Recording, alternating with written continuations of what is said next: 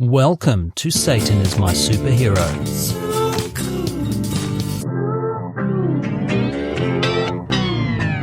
In this episode, we examine the story of a real-life demon who betrayed his brothers in arms, deceived many in a craven lust for power, and murdered his own wife and child.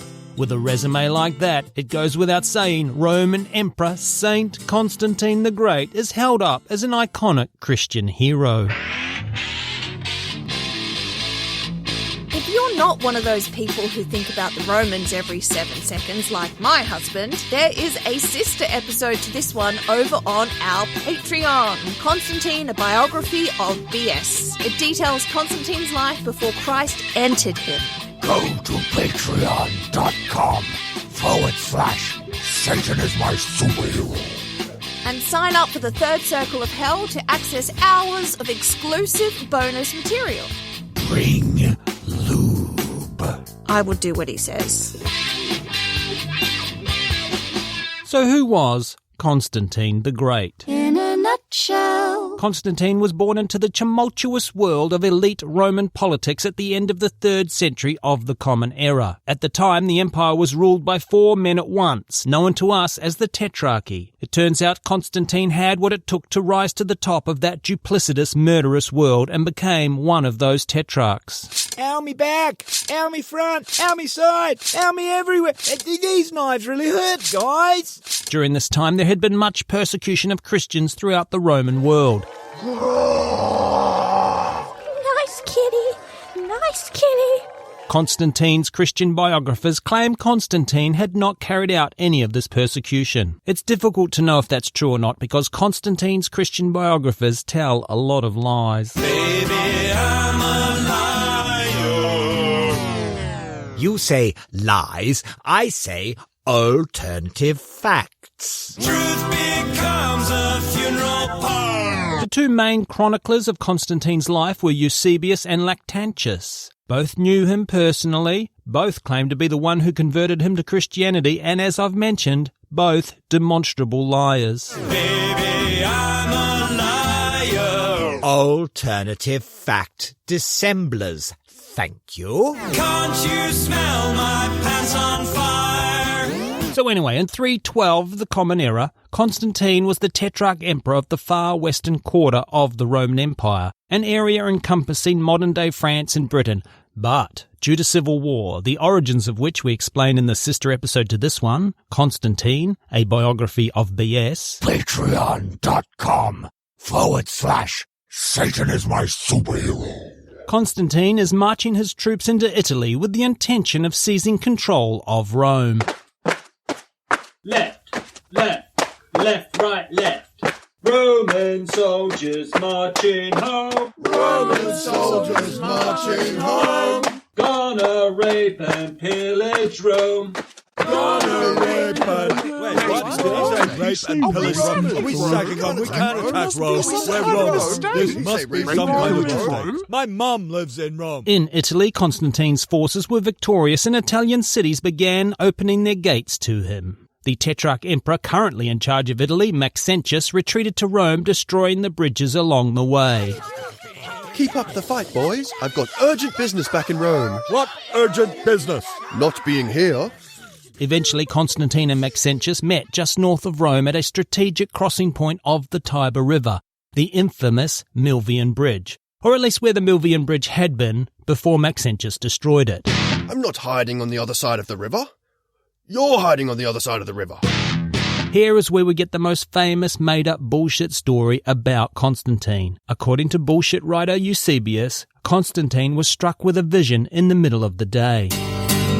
He saw with his own eyes the trophy of a cross of light in the heavens above the sun and bearing the inscription, "In this sign thou shalt conquer." That night, Jesus came to Constantine in a dream and told him to put Christ's sign on his banners. So the sign of the Lord and Saviour Jesus Christ was painted on all the shields of Constantine's army. Jesus was the first corporate sponsor. It was not the crucifix, as the lowest rent social media apologist will try and have you believe. One of our Christian biographers tells us it was the Chi, which is a symbol created by putting the first 2 Greek letters in the word Christos together. This is exactly how Twitter became X. They took 3 Ks and smooshed them together with a swastika. I'm very sorry. We seem to be experiencing some kind of self-editing issue. We expect to resume normal programming any second now. Our other Christian biographer claimed it was a storygram, which is more cross-like. Imagine the letter P with cross-like arms. But the storygram and the Cairo do look pretty similar. It's a made-up story. The details really don't matter. The fact that 2 Christian writers, both alive at the time, can't agree on the details is the informative part. These people can't lie straight in bed. What we can say for sure is that 3 years later, in 315, Constantine had a medallion made with the Cairo on it. Check out my bling, bitches! He also had coins minted using the Cairo image. Nowhere did Constantine ever use the storygram, or crucifix for that matter. Oh, poor storygram. Back in 312, Constantine was victorious and his rival Tetrarch Emperor Maxentius drowned in the Tiber. Maxentius, what did I tell you about swimming with your armour on? The Roman Senate then built and dedicated the Arch of Constantine to the conquering hero in 315. It remains his arch to this day, and you can go visit it in Rome. Not in this economy. If you do visit the arch, you will notice a distinct lack of Christian imagery. Yeah, that's why it's good. Which would be downright weird and irreconcilable with the alleged importance of the Cairo, or storygram, or even crucifix for that matter, if indeed a vision of Christ and the subsequent painting of the signs on the shields had ever actually happened. So why no Christian imagery in Constantine's art, if he so adamantly credited the Christian God with his victory? Great question, and I'm very glad you asked. Such a very good question. Top-notch, excellent question. On a scale of 1 to 10, I give it a 12. You're stalling, aren't you? I have to go now. I have urgent business in Rome. We're in Rome. Yeah, but I have to not be here. There have been many moves and counter-moves made within the Tetrarchy, and while there are still many players left on the board, the only ones that matter for our story are fellow/rival Tetrarch Emperor Licinius and Maximinus. Word of advice, don't get attached to either of these guys. Actually, don't get attached to anyone in Constantine's orbit. After the Milvian Bridge, Constantine and Licinius met, made deals, married each other's family members, and produced what has been called the Edict of Milan. Message for you, Johnny. Listen up. I just got back from Milan. Christians are in this season, darling. Oh, goddamn. Your worst apologist will tell you this was the moment Christianity became the official religion of the empire. That's bullshit. More reasonably, one might say this was the legalization, or at least the decriminalization of Christianity throughout the Roman world. You can do it if you get a note from your doctor, man. Our 2 intrepid Christian chroniclers, Eusebius and Lactantius, who were both there at the time, give us different accounts of the edict and events surrounding it, which is a problem for historians, because the only copies we have of the edict come from these 2 contradictory sources. Are you going to tell the truth? No, I never tell the truth. Well, at least we can both agree on that.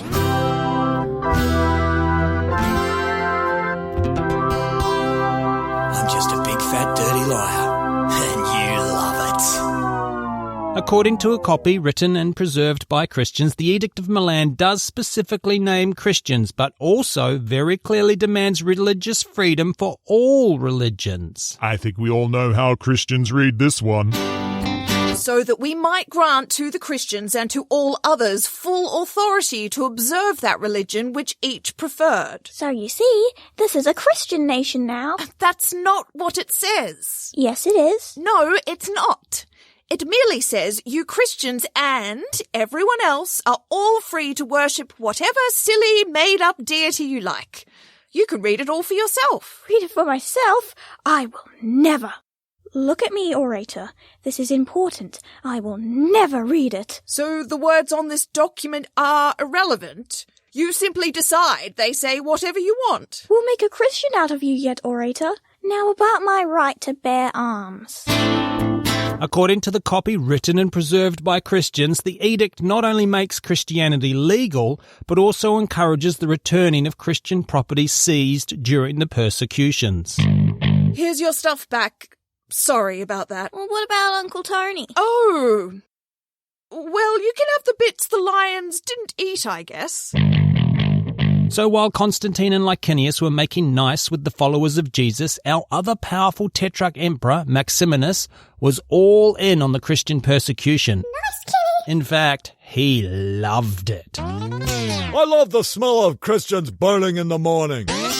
Some scholars have pointed out this alleged Edict of Milan may have merely been Constantine and Licinius building their casus belli against Maximinus. My lord, your brother emperors are demanding we stop persecuting Christians. They're not the boss of me, are they? I'm still confused by this whole tetrarchy. Whether the Edict of Milan ever actually existed or mentioned Christians at all, it doesn't change the fact Constantine certainly was setting the Roman Empire on its path to Christianity. This is going to be the best thing for Rome. One empire united under one god, with one book that we all follow in the same way and agree on. Oh, Constantine, you haven't met many Christians, have you? Shortly after the Edict of Milan, the rival Tetrarch emperors Licinius and Maximinus went to war. Boy, that escalated quickly. I mean, that really got out of hand fast. Licinius was victorious, and while everyone pretended the four-man rule of tetrarchy still existed and other men were named junior emperors, only Constantine and Licinius mattered. Well, it's just you and me now, Licinius. Yes. With the two of us at the head of the Tetrarchy, we can finally put these civil wars behind us and get on to good governance. Oh yeah, totally. Murder says what? What? Constantine and Licinius eventually went to war.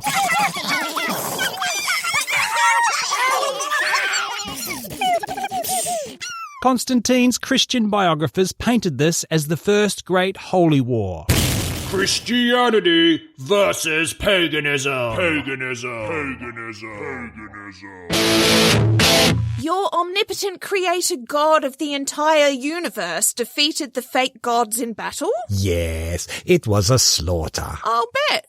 And obviously, your side didn't suffer any casualties at all. Well, I mean, we had some casualties. Despite it being the central claim of your religion, you still don't know what omnipotent means, do you? I thought it meant you can't get a boner. Finally, in 324, Licinius surrendered after Constantine promised to spare his life. How did that work out for him? A year later, Constantine hanged Licinius. I had my fingers crossed, bitch! Constantine was now the sole emperor of the Roman Empire. It was always going to end that way. Traditionally, the Roman emperor took on the role of Pontifex Maximus, which is the head of the pagan religion, the pagan pope, if you like. Kiss my ring. Gross. Our Christian sources from the time are weirdly silent on what happened to this position during the reign of Constantine. Oh, he totally called himself Pontifex Maximus. Despite very obviously being head of the pagan religion, from the 320s onwards, Constantine's preference for Christianity became more obvious in the historical record. He got involved in church business, calling for the First Council of Nicaea, which resulted in the Nicene Creed. Among other important dogma, this is where the Holy Trinity was forced on everyone. This will never work. We've already written all the books. Jesus has shown over and over again to be a very separate entity that defers to the Father. The dumb shits who follow this religion are never, look at me, Arius, this is important, never going to read the book. I'm sure someone will read it one day. Never. Look at me, Arius, this is important. I beg your pardon. Oh, God. One more time. Constantine's coinage and iconography featured the Cairo more and more from the 320s onwards, and he also started instituting morality codes. I don't know if it's really the state's business what people do in their own bedroom. Well, as a Christian, it's your job to be obsessed with the sex other people are having. Oh, right, because of the omnipotence thing. No, we've talked about this. That's not what it means. I'm so confused.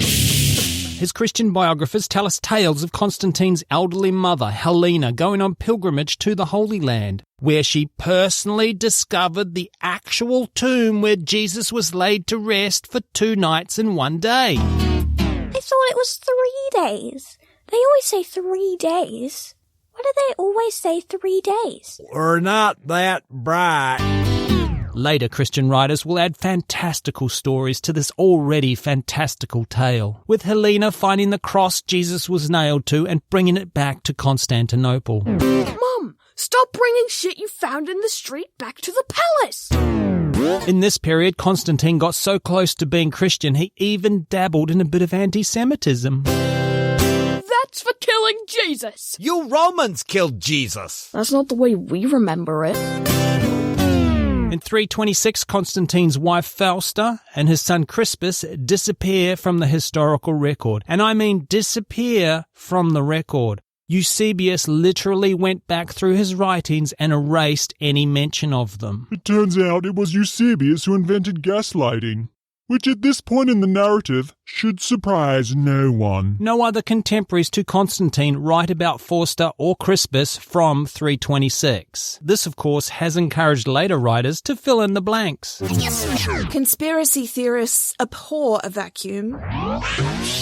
No matter what you've been told, the earliest written account was gossip nearly 100 years after the event. Absolutely no one knows what happened to Fausta or Crispus or why. It was a family board game night that went horribly wrong. The only thing we can be sure of is the amount of covering up that went on would indicate it was very embarrassing to Constantine and damaged his legacy. He farted playing Twister. From 331 onwards, the cash-strapped Constantine started stripping all the precious metals and valuables from pagan temples. I think we can safely assume at this point he really had given up on any pretense in believing in the old gods. If Jupiter wants his roof back, he can come and get it.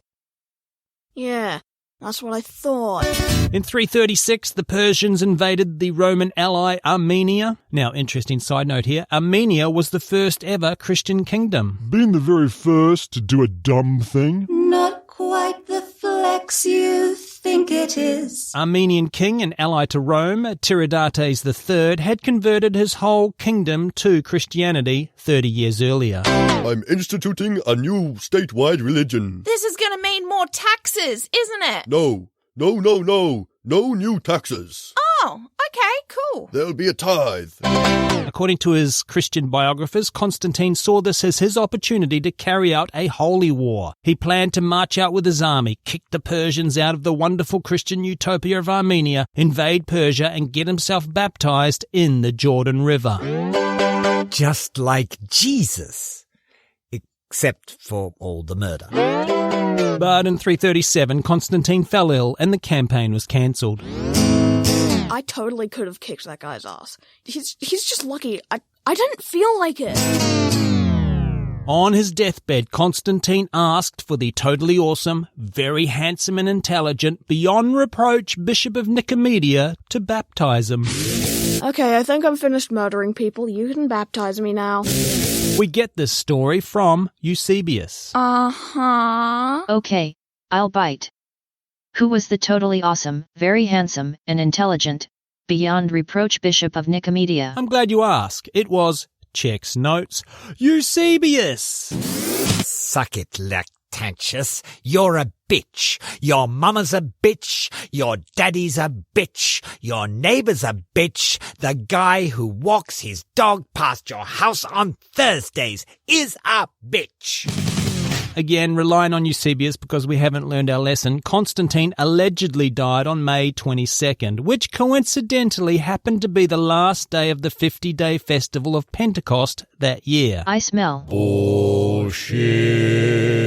This last day of the festival is claimed to be the day the Holy Ghost visited Mary and the apostles after Jesus had ascended to heaven. This is fulfillment of prophecy proving Jesus is Lord. It is seen as the Christ baptizing his disciples with the power of the Holy Ghost. This is where the church gets its mandate. It's a message from the Lord. Whichever totally awesome, very handsome and intelligent, beyond reproach Bishop baptized Constantine must now hold the Lord's mandate. Who was that totally awesome, very handsome and intelligent beyond reproach bishop? Oh, wait a minute. It was me. Fuck you, Lactantius. Bitch. What can we take away from Constantine? In Christianity, being a cunning, duplicitous, power-hungry dictator will result in sainthood. And that's why Satan is my superhero. Thank you so much for listening. Rate, review, subscribe, all that podcast stuff. But most of all, please give us money. Visit SatanIsMySuperhero.com. If you join our Patreon at the Third Circle of Hell, you'll receive access to exclusive content like this. Oh, Galerius, what crawled up your ass and died? You laughed. Constantine, come back. I wasn't going to murder you. I promise. Down. I was so mean to them. You should have seen me. I was, really mean. These knives really hurt, guys. Rich people love sharing. It's what they're most famous for. No one told me their god was a diarrhea god. Just wait till Jesus gets here. Then you'll see. It works for the bloody cabbages.